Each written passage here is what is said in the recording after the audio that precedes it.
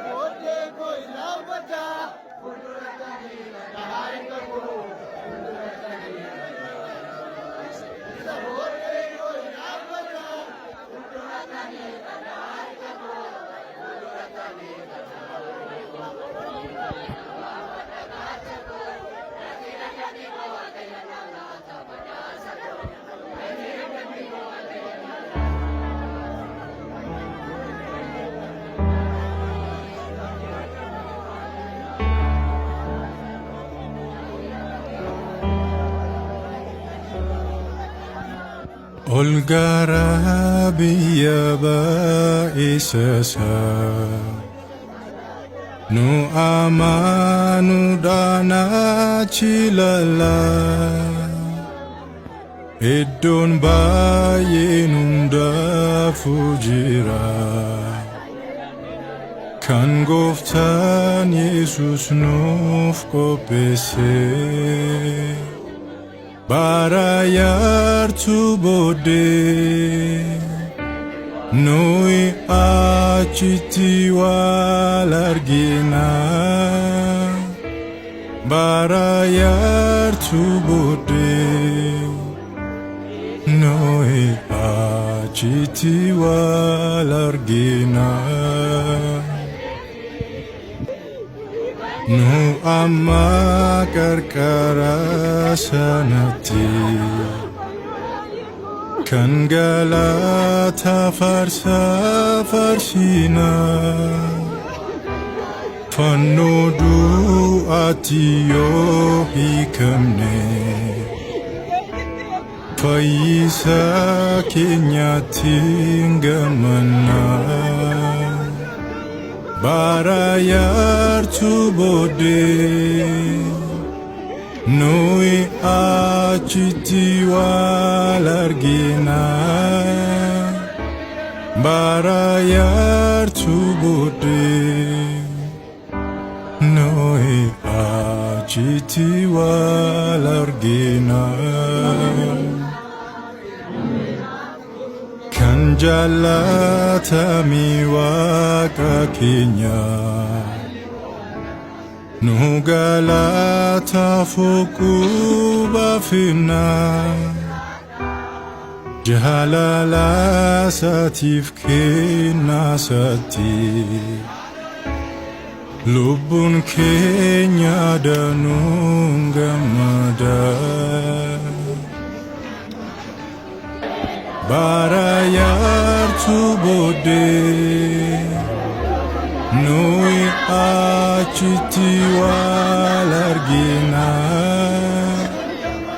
Bara yartuu booddee nuyi achitti wal argina.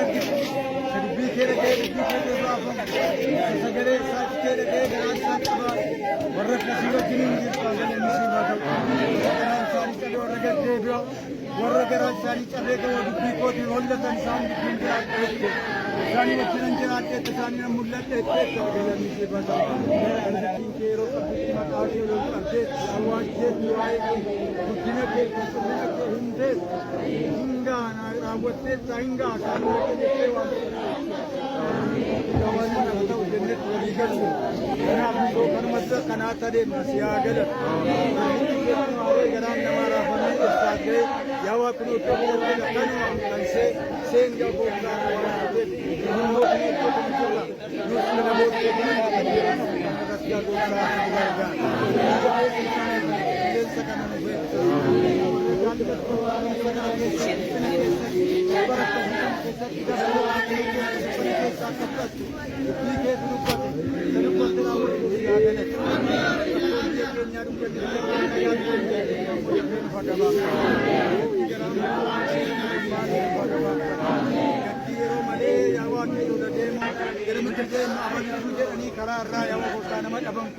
maalo waraara keetiin ati ilaali waraara keetiin ilaali waraara keetiin dhaloota kana ilaali waraara gurguddaa kee ilaali waraara keetiin biyya keetiin jiraannu ilaali waraara keetiin nu ilaali qabaddoo kanatti argame kan ammoo yaa waaqayyo ati jajjabeessi asitti kan argamu waa nagaadhaan dhufe nagaadhaan immoo aree yaa gooftaa gara deemutti konkolaataan inni adeemu hundumtuu miilla isaatiin kan adeemu nagaadhaan mana isaatti haa galu karaan salphuun irra deemtutti nagaa haa ta'u kana booddee yeroo gargaarsi keetiin haa ta'u qilleensa gaarii nuuf kenna yeroo mana garbittiin kee keessaa waamamte yaa waaqayyo kunoo ishee gachiniin dhuphatte immoo yaa waaqayyo boleessitee kanaaf ayyaanni rakkattee amma immoo yaa gooftaa seeraaf iddoo gaarii akka ta'e immoo yoo manni falaan yoo manni akka jettee isa olii duwwaa akka yaaddee isa kana irraan gargaara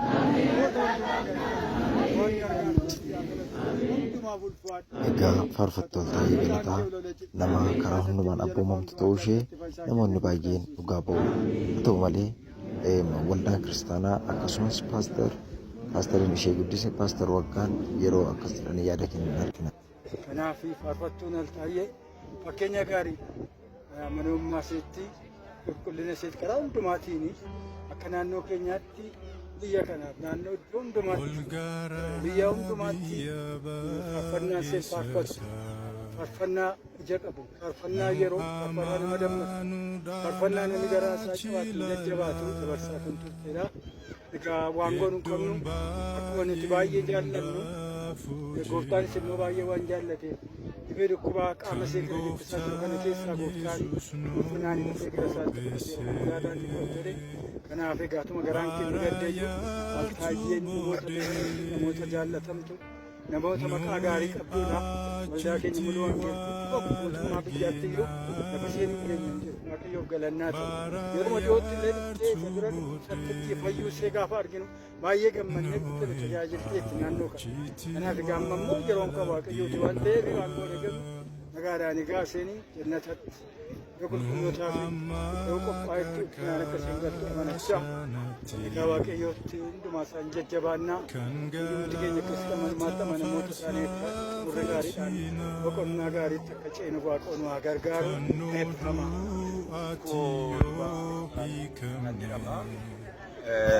Waldaa horoo keessatti faarfattuu Altaayyeen hafuuratti bara 82 kaaftee nama namni guddisee hin dhabu waan ta'eef nama hafuuratti ani ishee guddisaa turedha. 82 hamma 87tti nama wajjiniin waarii tokko keessaa akkasuma ayyaana waaqayyoo keessatti wal guddisaa wal barsiisaa nama turredha. Altaayyee faarfattuun nama baay'ee namatti hin sinnee caljedheettiidha. Caljechuu ishee keessaan immoo baay'ee achi keessaan waan namootaaf bu'aa buusu faarfannaa ishee keessatti illee namootaaf jajjabina guddaa kan ta'utu burqisiifti. Yeroo caljechuu ishee sana keessaan namoota baay'eetu barumsa akka inni argatu walii wajjin waan turre seenaa walii gadi fageessineetu gaarii goone beekna. Utuu gooftaatti jirtu, utuu gooftaa wajjiniin adeemsisee godhattee jirtu, utuu mirgatti bitaatti golee arfanitti adeemtee hojii waaqayyoo hojjechuutti jirtu, waamichi akkasii kun ishee qaqqabu isheetiif baay'ee gammachuu guddaatu nutti dhaga'ama. Waamicha ulfinaatii gooftaatti utuu jiranii du'uun waan guddaadha. Kanaaf waamicha akkasiitti obboleettiin keenya kun gooftaa biratti waamamuu seetii fi guddaa gammadaa maatii obboleettiin keenya keessaa waamamteef jajjabina guddaa hawwinaa Waaqayyo isaan jajjabeessu jennaa akkasuma biyyootiin waa isheetiif gadduutti jiran illee faarfattuu Altaayyeedhaa fi Waaqayyo jajjabina isaaniif haa kennu jennaa akkasumas immoo wanti nuti jechuu barbaannu amantoonni gooftaatti utuu jiranii waamichi akkasii akka isaan qaqqabuu fi Waaqayyo ayyaana isaa isiniif haa baay'isu jennaa ulfaadhaa galatooma.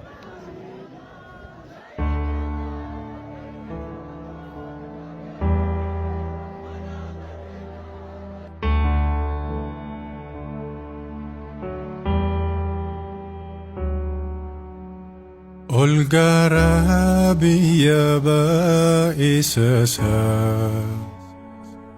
nu amanu dana chilala Iddoon baay'een hundaafuu jira kan Gooftaan Yesuus nuuf qopheesse. Bara yartuu booddee nuyi achitti wal argina. Bara yartuu booddee nuyi achitti wal argina. Nu amma qarqara sanatti kan galata farsa farsina fannoo du'aatti yoo hiikamne fayyisaa keenyatti gammanna. Bara yartuu booddee nuyi